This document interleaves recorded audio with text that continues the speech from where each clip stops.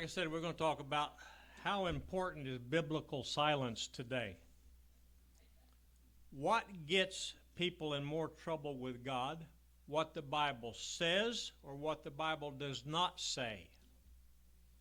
Think about it. It's a good question, isn't it? A good study on the silence of the Scriptures is absolutely vital to a correct understanding of Bible and Bible authority, isn't it? Churches of Christ believe in needing Bible authority for anything we do and teach and not going beyond what we're told to do and teach, what is written. So we've got to have a decent respect for the silence of the Scriptures, don't we? You hear preachers and teachers talk about silence in connection with the Bible. We don't necessarily do that, or we don't do this because the Bible is silent about it. Well, we speak where the Bible speaks, and we remain silent where the Bible is silent. But sometimes silence can speak quite loudly, can't it? What do statements like I just said mean? Let's consider two brief scenarios.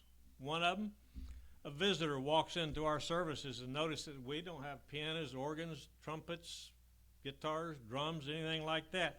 Why don't you all use musical instruments in your service? We'll answer, because the New Testament is silent about using them. It says nothing about using them.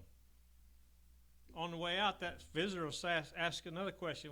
Why do you have this nice fancy building to meet in? Where's your authority for a church building? Our answer, because the Bible is silent about where to meet. It says nothing about them. It just tells us to assemble. We could do it under that shade tree across the street and still be the church, couldn't we? So the visitor says, okay, let me see if I got this straight. You don't use instruments because the Bible's silent on them, but you do use a building because the Bible is silent on that. Now think of how confusing that can sound to some people. Second scenario. Allegedly, many years ago, there was a debate between a gospel preacher and a denominational preacher on the subject of infant baptism. The denominational preacher said, well, we baptize babies. Some of them get washed, some of them get sprinkled, but we baptize babies because we believe they're born sinners, and the Bible is silent. It does not say to not baptize little babies. And he's right. The Bible doesn't come out and say, do not baptize little babies. Gospel preachers said, well, in the churches of Christ, we don't baptize babies. One reason is that the Bible is silent. It says nothing about baptizing babies.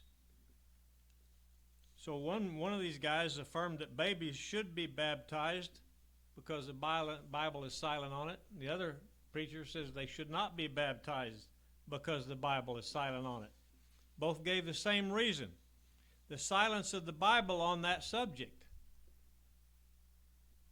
Spoke loudly, though. You see the importance and the need to study these kind of things? Let's look at two very important principles. First, Bible silence by itself does not teach or authorize anything. That's the fallacy of the widespread ideas that mankind has today, that we can do anything we want in religion that the Bible does not specifically forbid. That's where Bible silence can be dangerous for us, isn't it?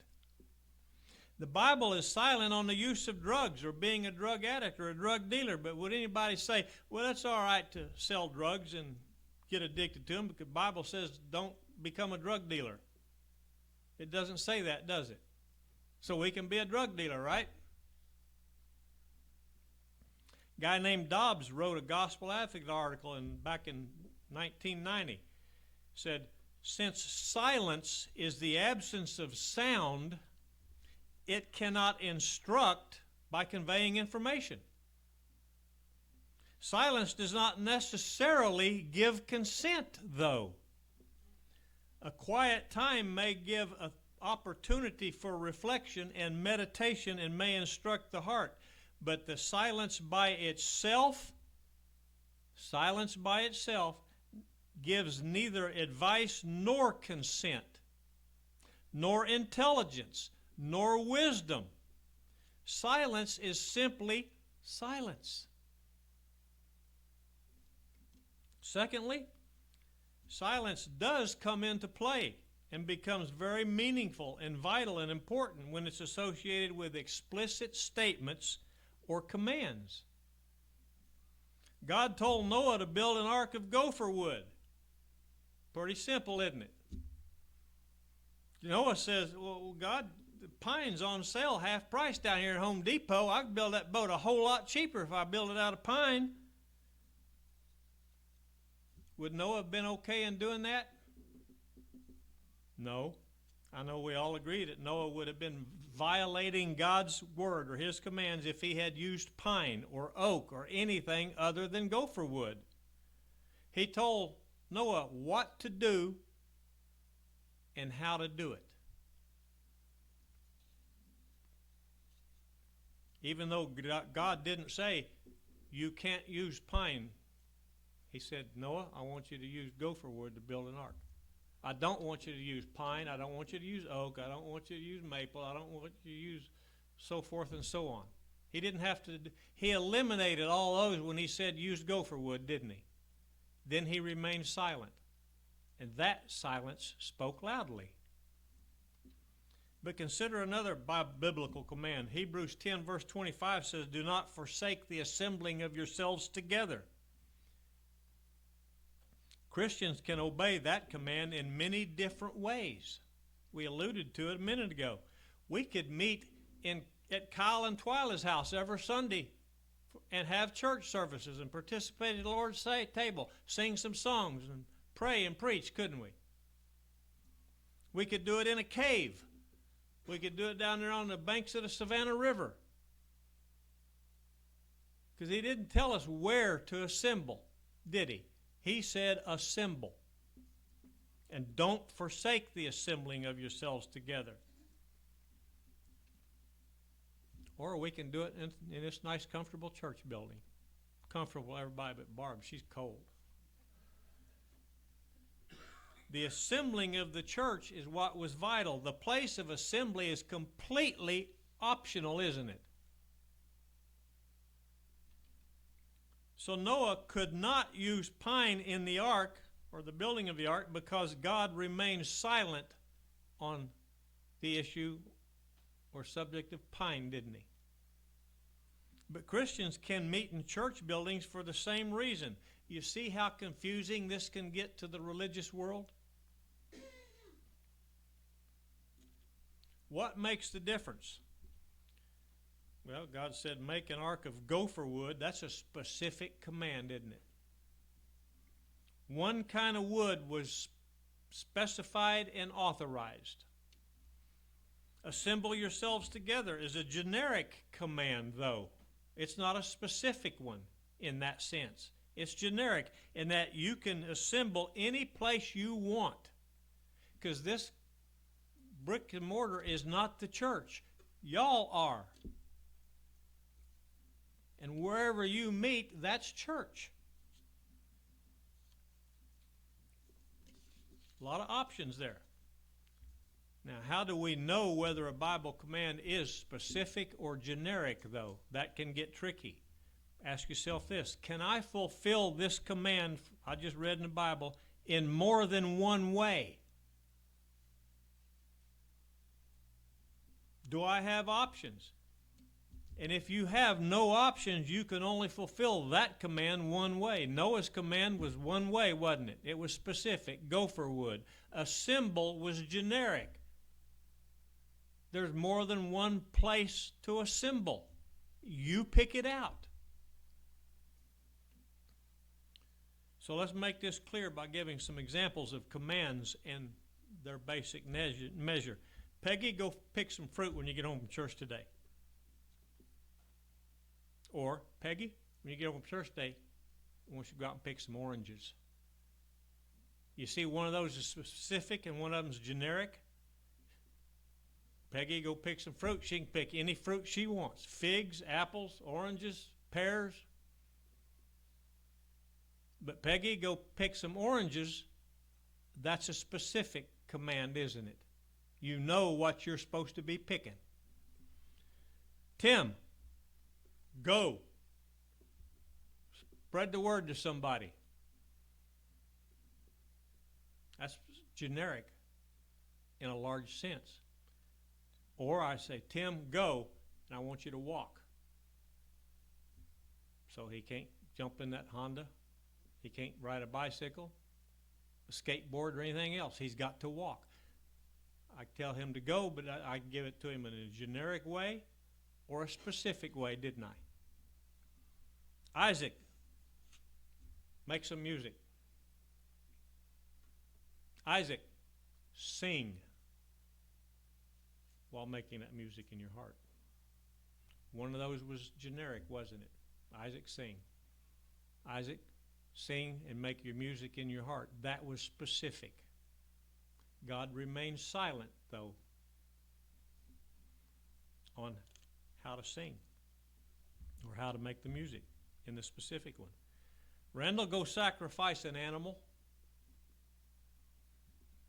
Or Randall, go sacrifice a male lamb, the firstborn of the ewe.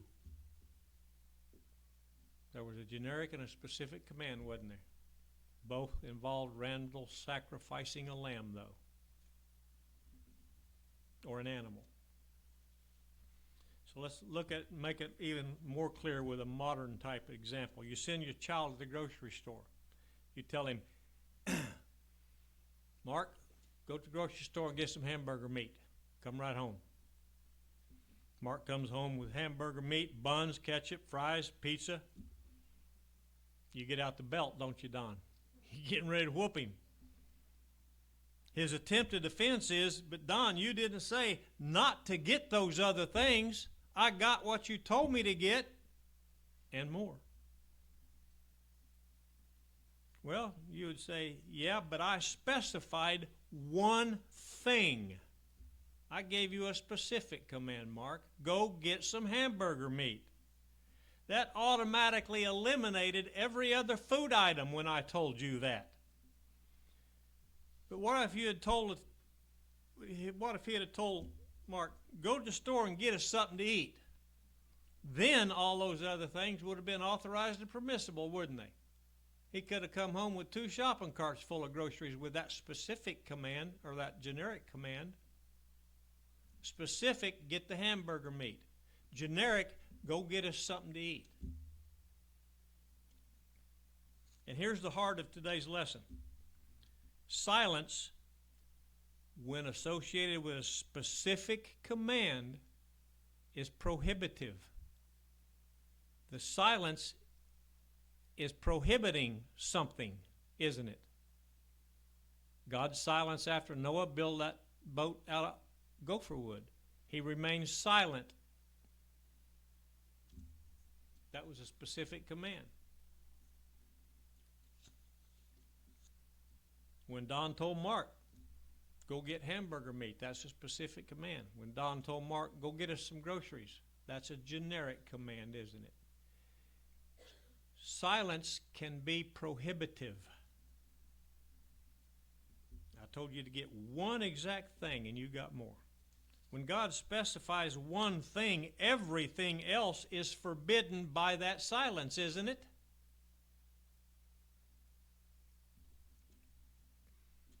I got to say that one more time. When God specifies a thing or one thing, everything else is forbidden by that silence. Go to the store and buy one Milky Way candy bar, Randall. Period. I'm going to stop talking now. He knows what he's supposed to get and come home with. Not a whole bunch of Reese's peanut butter cups and milk, other stuff. The principle applied to other biblical commands, let's look at just a couple of them. Matthew 28 verse 18 says, go and preach the gospel to all nations. The command is specific in that it says, preach the gospel. We're not at liberty to preach anything else other than the gospel. 1 Corinthians 16, 1 and 2 talks about we're to lay by in store on the first day of the week. Can we take up the collection on Wednesday nights? Can pass the plate Wednesday nights? No, because the first day of the week, as mentioned in Acts 20 and verse 7, lay by in store so that you may give on the first day of the week. That excluded lay by in store that you can give on Wednesday nights, didn't it? Ephesians 5 and 19 and Colossians 3 and 16 says, sing and make melody in your heart to the Lord. The word melody there is completely interchangeable with the word music. They both mean the exact same thing in their original usage. So can we play instruments to accompany our singing? No, because sing is a specific command. There's only one way to fulfill it. But can we use four-part harmony? Are we allowed to use a songbook? He didn't tell us we could use songbooks. Are we allowed to have a song leader? Even the Bible doesn't mention we got to have a song leader. Sort of generic in that sense, isn't it? But his silence, after he said, sing and make your music or your melody in your heart, that was a specific command. Sing was generic. We can use songbooks. We can use a song leader. We can use four-part harmony. But we're to make our music in our heart. Generic and specific in one verse. When we use those things that we're told to use, we're still just singing songbooks and all that other stuff. That last example points out one final thing we need to understand. In every command, there can be both specific and generic elements to that one command. Sing and make music in your heart, for instance. Assemble on the first day of the week. Assemble leaves the place to assemble up to us. On the first day of the week tells us we're to do it on that particular day. So in every Bible command, there can be both specific and generic elements. Be baptized in water. That's a specific command, isn't it? And we know the original definition of baptized meant to be submerged, immersed, or overwhelmed in that thing, in a specific element, which was what? Water. Can we baptize with salt water down there at the Atlantic Ocean? Can we use running water? Can it be heated water? Yeah, it's all still water. Whether it's running or still or got a little salt in it, it's still water. What about go and preach the gospel to all nations? What are the specifics and the generalities of that command? Go is not optional. We must go. How we go is up to us. Ride a mule, fly in a jet. Nowadays, you can go by doing FaceTimes on the internet. It doesn't matter how we go, we just got to go. All these are authorized by biblical silence that are associated with a generic command. Preach the gospel, though, is specific, isn't it? We can't preach opinions or doctrines of men. We've got to preach only what God has revealed in the Scriptures to us. But even the command preach has some generic elements. He didn't tell me I could use this PA system, did he? But he didn't tell me not to either, did he? Preach using a PA system. Or preach, but don't use that PA system. Could I be sitting on that stool back here, or do I have to stand up? Can I stand behind this pulpit. How long is my sermon supposed to last? All generic, isn't it? Preach is the key. Brother Dobbs also, in the article we read a while ago, said it this way. The silence of the Bible can be permissive. It can also be prohibitive. Pay attention to silence, he says. It can both allow, silence can both allow and it can forbid. If the command of the Bible is specific, then its silence is prohibitive. Think about that one. On the other hand, if God tells us to do something but doesn't tell us how to do it, we are at liberty to use any method, as long as it's legal, moral, and ethical, that doesn't violate any other principle of divine law.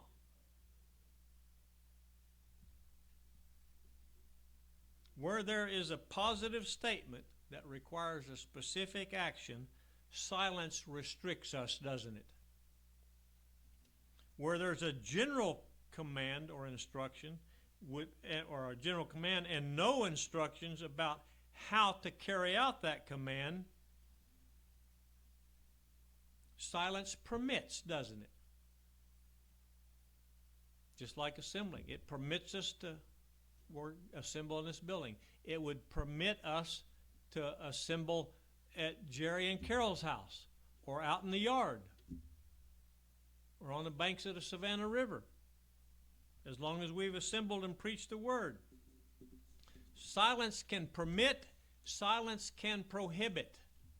Pay attention to silence because it's louder than you think.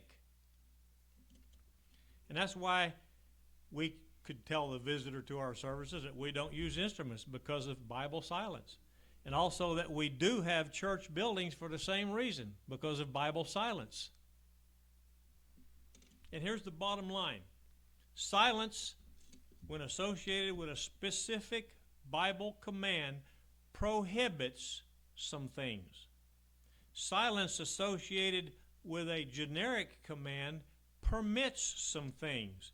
Now, in closing, these Bible concepts and instructions can get confusing to people and even lead to some heated arguments.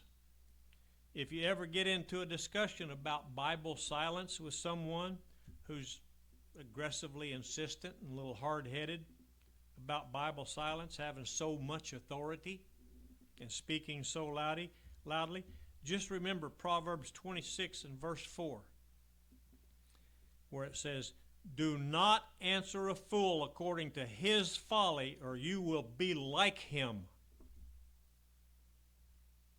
Know what you're talking about, be able to prove it, book, chapter, and verse, or remain silent yourself. Don't ever argue. Just gently teach and offer to study with that person. If they get hard-headed, then all you can do is what Jesus did to the hard-heads back in his day. Walk away.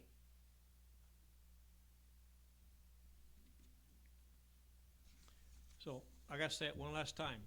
Pay attention to silence. It's louder than you think. If anybody's got anything they'd like to share with the congregation this morning in the form of a prayer request, a suggestion, or anything at all, make your needs known while we stand and sing our closing song.